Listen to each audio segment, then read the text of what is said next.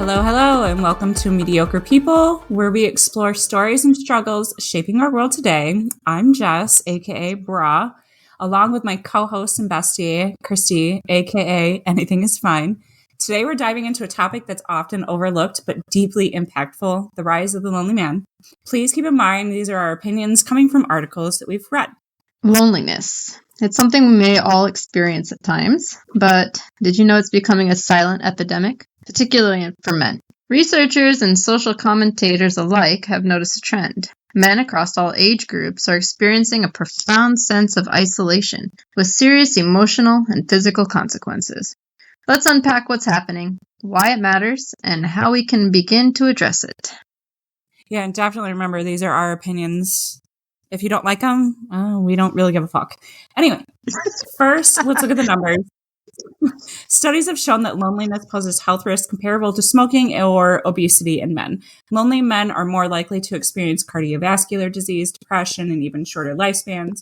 In fact, loneliness is a key factor in the statistic that 80% of successful suicides, it's a really weird way of saying a successful suicide, are men. Men often report having fewer friends and social connections to rely on, with 15% saying they have no close friends at all. That's weird. I actually thought that would be more. The struggle with vulnerability makes it more difficult for men to find the connection they crave. What do you think would be a reason for the rise of lonely men and why men are so lonely? I feel like this one is a tough one. Not tough, but in that there are so many different aspects. We have different age groups of men. The younger guys are probably more on social media. They're distancing themselves from, real people. And then we have the older men who, their friends may be dying, their spouses. Maybe they aren't as involved in the community as once was, more popular. Friend groups breaking up, people moving across to different parts of the world. I'm not sure if you've heard this statistic, but there was a dating website that did a kind of like a survey of the men that were on their website. And they found that it didn't matter what age the man was, that he constantly was attracted to 20-year-old girls. So you have all of these like 20, 30, 40, 50, 60 plus year old men vying for literally the 18-year-old. And the only reason they didn't go younger is because the age that they probably really want to go isn't available. Like, I think they just said 20 and older or 18 and older. So they just went with the youngest they could. But pretty much, yes, because men are disgusting. But anyways, they also did the same survey for women, and that women went for their actual age group or within like 10 years either way. So 10 years younger, 10 years older. But did you also know that men who end up married live longer? And it's probably because more or less when you get married, the mother passes her son on to you and they act like mothers instead of partners. So the same can't be said for women because women who are single, but women, on the other hand, they tend to not live as long when they're married and they live longer when they're single and child-free. I don't know if you remember one of my friends from Michigan, Kaylee, she currently is like 40 and she is not married, doesn't have any children, and she's upset about that. And I was like, don't you forget, I was like, your subgroup of people live the longest. And she's like, yeah. But I'd want to live longer, It is definitely. I think as soon as I had children, I felt like I aged 10 years. Yeah, I think so. My white hair, I think it has come from my kids. Right. So why are so many men so lonely? One major factor is cultural definition of masculinity. That literally is what I say daily. Traditional gender norms often discourage men from showing vulnerability. Words like strong or stoic are celebrated, while emotional openness is dismissed as a weakness. Also, there's more men leaning more conservative and more women are leaning more liberal when it comes to politics. So the women are choosing not to date conservative men. So it says here that men often lack close friends in heterosexual relationships where women may maintain friendships for the couple, and boys start feeling connected in their friendship, but then they tend to neglect them to pursue success. So instead of fostering a friendship, they kind of just, go off the edge of the earth and they never talk to their friends again. We've also seen a rise and this is definitely a topic I want to chat about on another episode, but a rise of the red pill alt-right wing pipeline content. I saw the other day a video, and it was telling people how even men who are our age are also leaning more right because they're consuming all of this red pill alt-right content that's more or less like giving them a community, I guess you would say, where they didn't have it before because they're finding like-minded individuals instead of being lonely. So that's freaking interesting. I thought it was only younger kids that were, tuning into these YouTube podcasts with like Logan Paul or Jake Paul or whatever the hell their names are. And yeah, so it's not just young men, it's older men, which is fucking scary. Yeah, every time I see, my husband watching YouTube and something that I can hear, like this is not the way that he thinks, I said, just by watching that, you're going to change that algorithm. And everything it's going to show you now is going to be similar content to the point where you're going to start believing it too. Oh, yeah. I'm like, it doesn't even apply to you. Yeah. Why are you watching it? And then what'll end up happening is the algorithms, they don't even realize that they're watching it, and they'll just start agreeing with it because the way I've raised my son is not to fall into a trap with that content.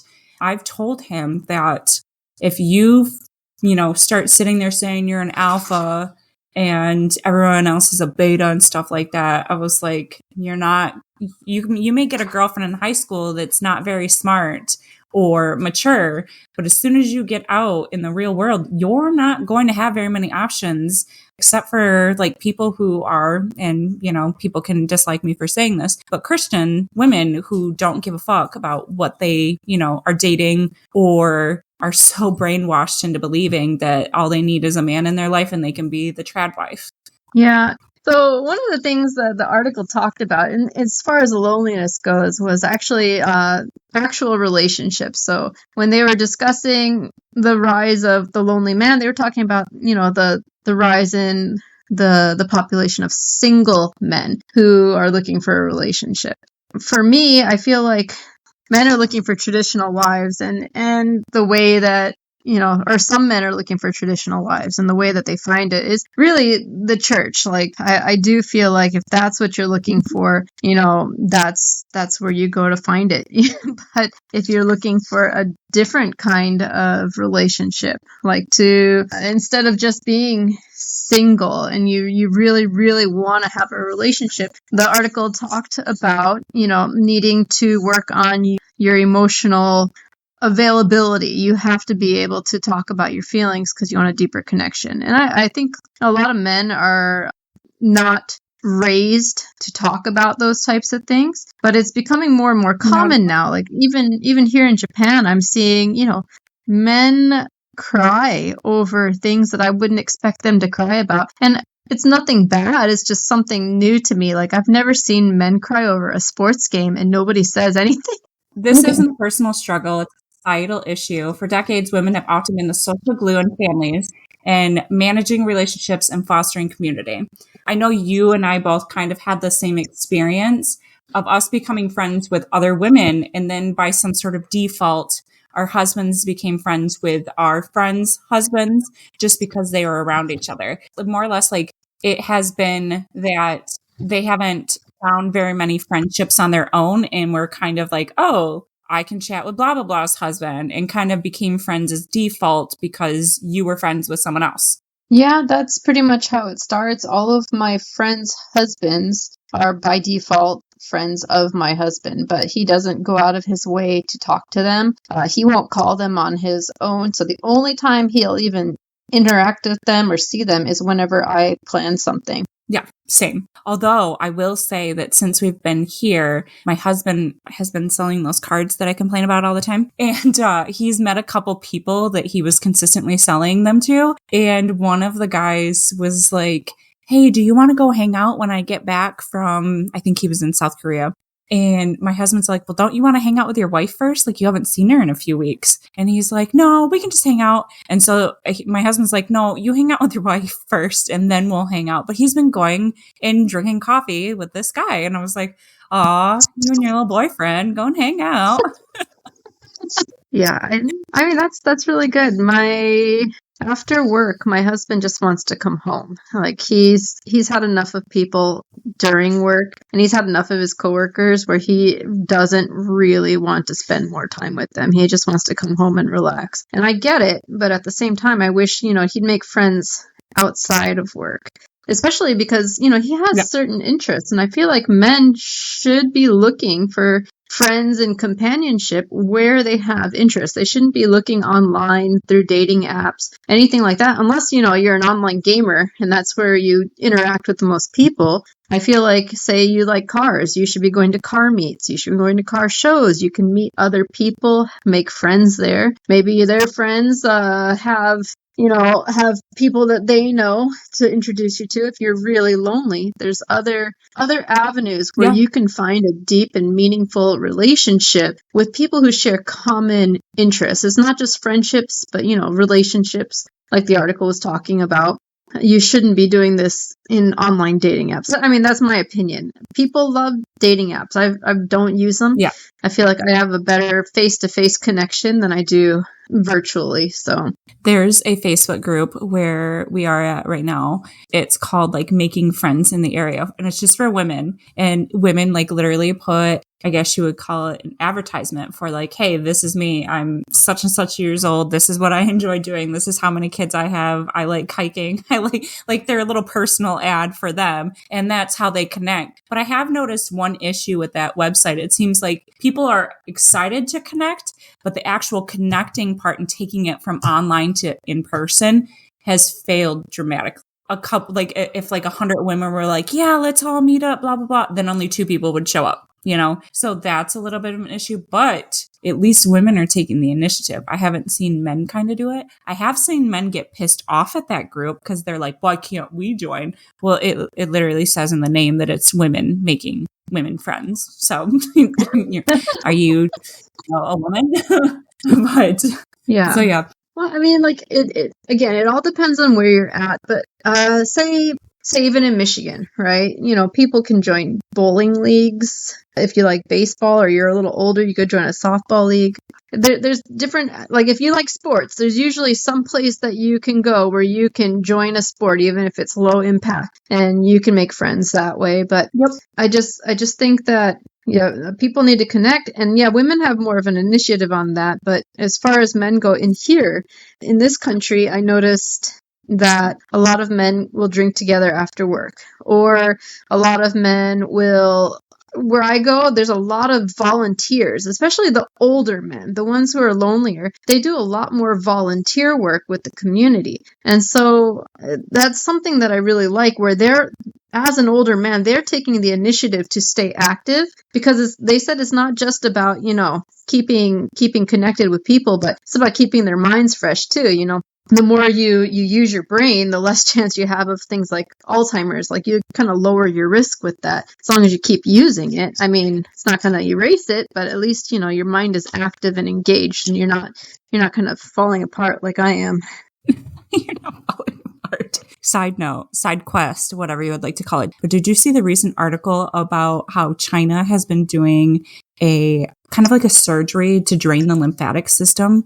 And they did it on Alzheimer's patients, and it reversed their Alzheimer's. For people who had like mild to moderate, not severe. I don't know if they did any severe patients. But there was an article that recently came out, I think within like a week or so, that they technically have the cure, quote unquote, for Alzheimer's, and it's a lymphatic drain. That may not be all that's to it, but that's kind of the gist of it. So interesting shit right there. There's my Jessica knows too many facts about stupid shit. That would be interesting, because I'm already preparing myself mentally to change my husband's diapers. So no.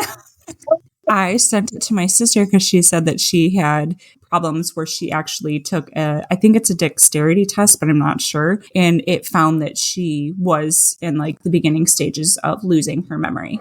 I sent it to her. She probably won't read it because she doesn't like to read anything I fucking send. So there's that.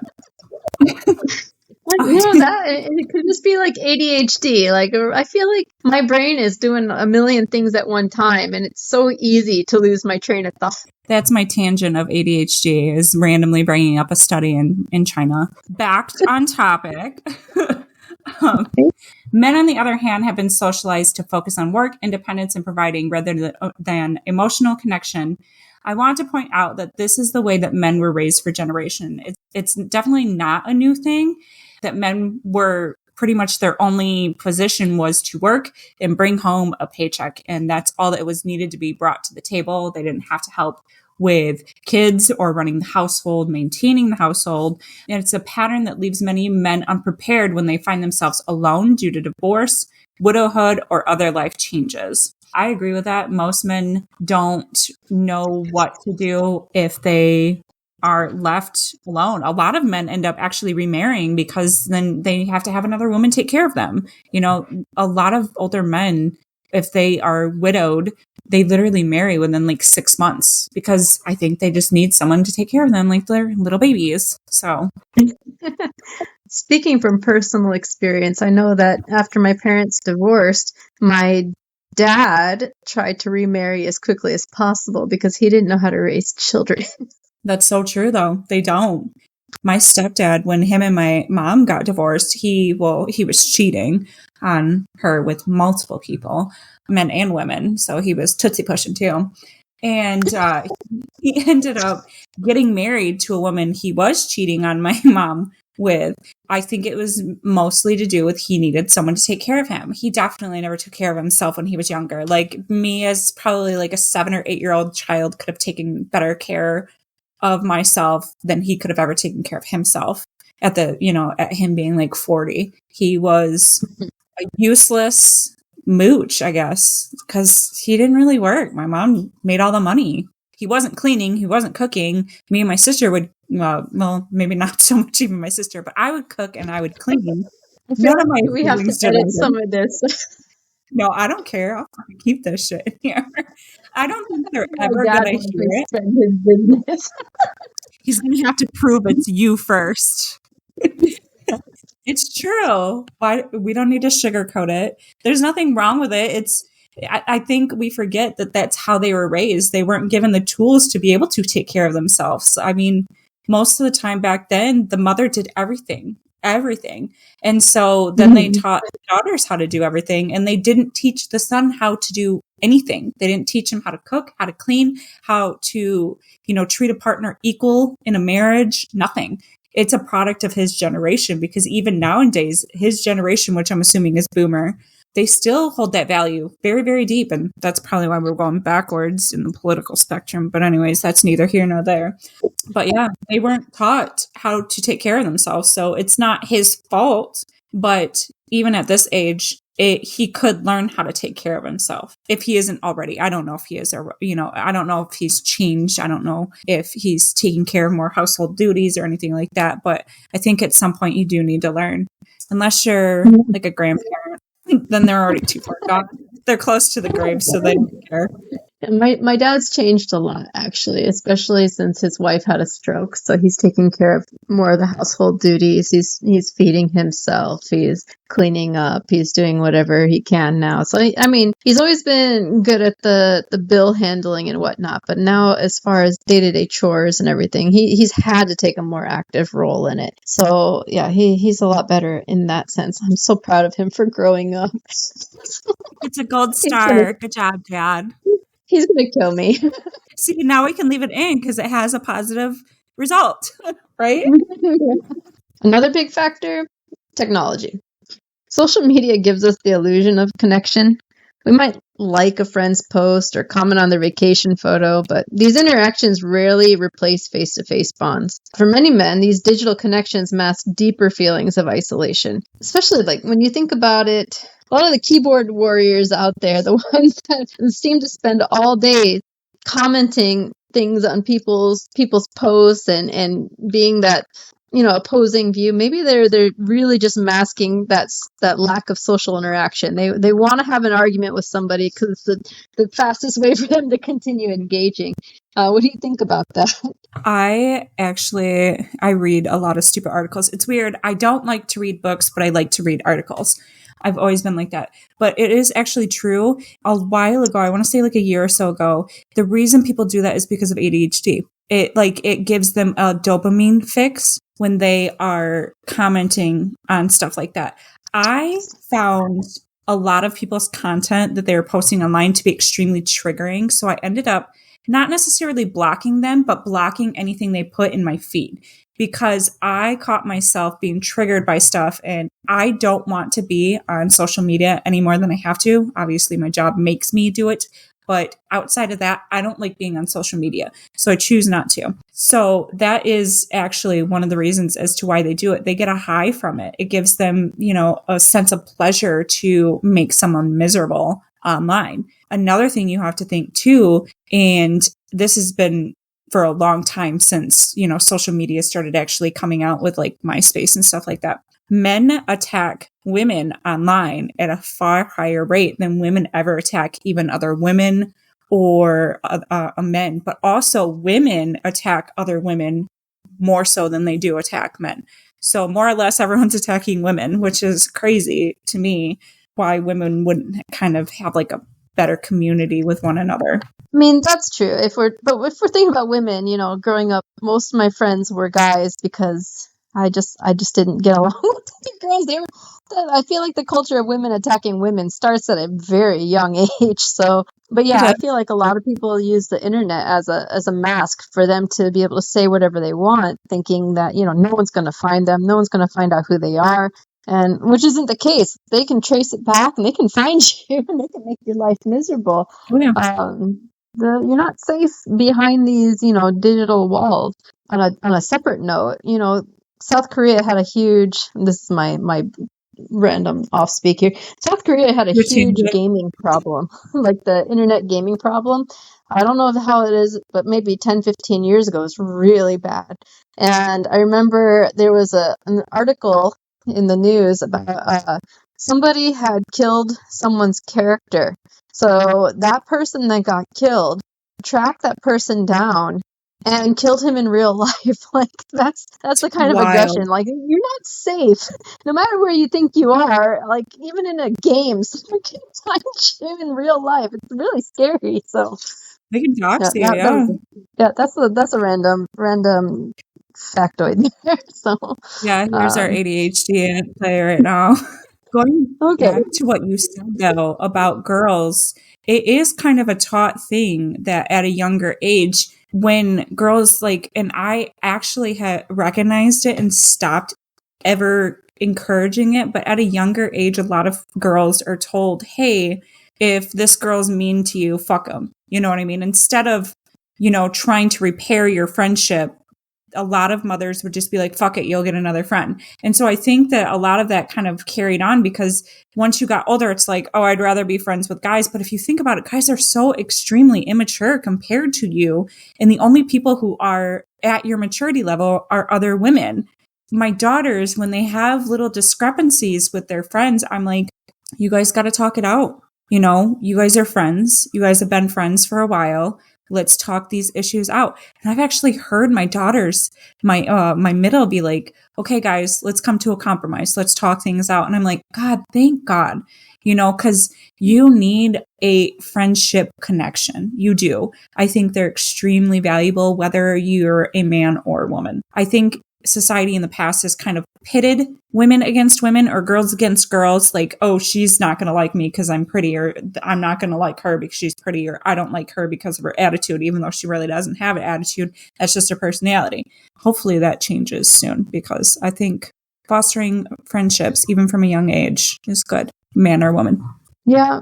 You have to think though that, not everybody has been raised that way. So you can talk to people, you can talk to your children, and that's the first change that you would do. There's, you're making a difference by talking to your own children. But even just recently, my daughter, I've always tried to tell her, you need to talk about how you're feeling. You're not just going to shout at people or, block people out. And so the last time she had a dispute with her friends, she was like, we need to talk about it. This is why I did this. This is why I felt this way. And they're like, oh yeah, we understand. But then they totally shut her out of everything. So she was, they stopped talking to her. They stopped inviting her out. So again, it's kind of like We say this is the ideal thing to do, but at the same time, it's not everywhere. So you are going to be isolated in different ways. I understand it's still going to be prevalent. And yeah, my two are just two of, 3 or 4 billion. So. And a different kind of note too, when I think about, like, especially with it's probably a different topic, but when we talk about, men and bullying women, women bullying women too, I often, like, because I kind of disconnect myself, I feel like if we're looking at it as like an animal kingdom type of thing, right? Like this is their way of showing dominance over somebody, whether it's like a dog humping another dog, and it's like this is me, I am the dominant one here, and if somebody doesn't fight back or bite back, the dog will keep doing it. So all this bullying, it could just be their show of their natural instinct of trying to show dominance. You talked about the alpha male earlier, and that's something that really bothers me when I hear people say alpha male, I'm the alpha male, I'm the alpha male. If you look at a wolf pack, there's only one alpha. You can't have multiple alphas in one pack. So if all of you and your friends are alpha males, you're not actually alpha males. Only one of you is. Right? They don't get it. They don't. I'm like, there's only one alpha, and I'm pretty sure there's only one beta. Everybody else is a follower. So you got to think about that too. Think of the world in itself as the animal kingdom. Where do you actually fall? If you're in a pack and everybody claims to be alpha males, none of you are alpha males. No, it's funny to see how these little kids talk. I'm the alpha. You're the beta. I'm like, shut the fuck up. I don't care. Alphabet. So crazy. The lingo, this is another fucking episode too, but their lingo is extremely crazy right now that I'm like, what you guys are saying makes absolutely no sense. Like, no sense at all. I said something the other day, and my kids are like, what do you mean? I'm like, huh? I don't even remember what it was, but I said something, and they're like, oh, that means this now. I said, how can you take a word that already has a meaning and already has a set place in language and then change it on me because now it's a totally different meaning? What do you mean I said this? If you even think about it too, like some of their like words that have obviously a different meaning now don't even fucking make sense. Like none of it fucking makes sense to me. There was one I heard, like edging. Do you know what edging means? Like I always thought you edge your lawn with your lawn, or not your lawnmower, your weed whacker. But edging is like you are like coming and then you stop, like you lose interest in it and you go limp. And I'm like, what the that's no. The heck? Like, so I can never talk about cutting the lawn. I can't even say like mowing the lawn now because somebody's probably going to think that's something weird too. Yep, I know. It's kids these days. But that's another episode. Thank you all for joining in on part 1, where we dived in to the rise of the lonely man. Soon, check out for part 2, where we continue talking about modern challenges, why it matters, and why it's a health crisis or a public health crisis, building solutions, and also closing thoughts that we have on the topic that we discussed about the rise of the lonely men. Until next time, take care of yourself and each other. Have a great night.